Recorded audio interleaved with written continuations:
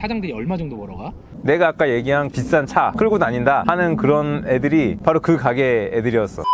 홀더 한 몇 년 정도 경력이 됐는지 한번 얘기해 줄 수 있나? 언더에서 얼마 정도 했는지. 13년 정도 했던 것 같아. 언더 같은 경우는 수익이 어떻게 창출이 되는 거야? 뭐 형도 어차피 미국에서 카지노에서 이제 그라인딩 하면서 홀덤을 쳐봤기 때문에 뭐 알겠지만 한국 언더라고 해서 특별히 뭐 다를 건 없어. 어차피 이제 블라인드 문제인데 가장 많이 플레이하는 블라인드는 1000, 2000. 그 다음에 1, 2, 5. 블라인드가 당연히 크면 클수록 수수료가 당연히 이제 세니까 블라인드가 크면 클수록 뭐가 있냐면 딜러들이 수수료를 갚는다고 그래. 핸디 모르게 수수료를 2배를 더 뛴다거나 3배를 더 뛴다거나 그런 식으로 눈속임을 하는 거야. 뭐 1, 2나 블라인드 작은 게임에서는 별로 없는데 이제 만약에 이게 1, 2, 5 그 이상 커지면은 거의 무조건 있다가 보면 돼. 하루에 평균적으로 돌아가는 테이블 3, 4테이블 정도를 항상 돌리는 그런 가게를 본 적은 있어. 와, 그럼 거기는 하루 매출이 1000 이상은 되겠네. 1, 2 같은 경우에 30분을 돌리면 20만 원 정도 생각을 하면 돼. 그리고 1, 2, 5 한 40만 원 정도. 더 많이 갖고 오는 데는 살짝살 감고 하는 데는 그거보다 조금 더 나오는 거고. 그런 데는 혼자서 게임을 돌릴 수가 없어.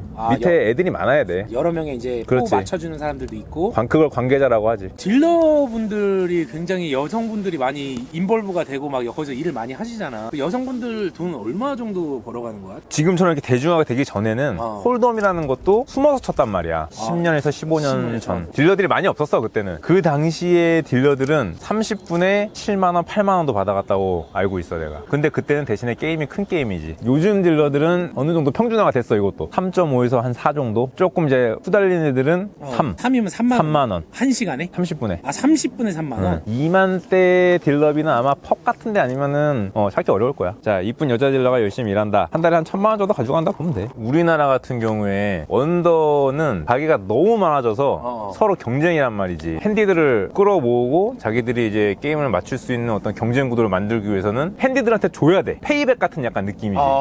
페이백 같은 느낌인데 페이백을 뭘로 해주냐? 처음에 스타트 그 시간에 맞춰서 오면 페이백을 해주는 거지. 미리 돈을 주는 거야? 그렇지. 그걸 이제 한국에서는 얼리라고 해. 얼리 포인트. 그 얼리 포인트만을 가지고서 사냥하러 다니는 그런 핸디들이 꽤 많다라는 얘기. 홀덤을 잘하든 못하든 그렇지. 일찍 오는 사람. 왜냐면 그렇게 해야 사람들을 핸디들을 모을 수 있고 그래야 자기들이 게임을 스타트를 할 수가 있으니까. 얼마 정도죠 그러면? 보통 1, 2 같은 경우에는 3만 원에서 5만 원.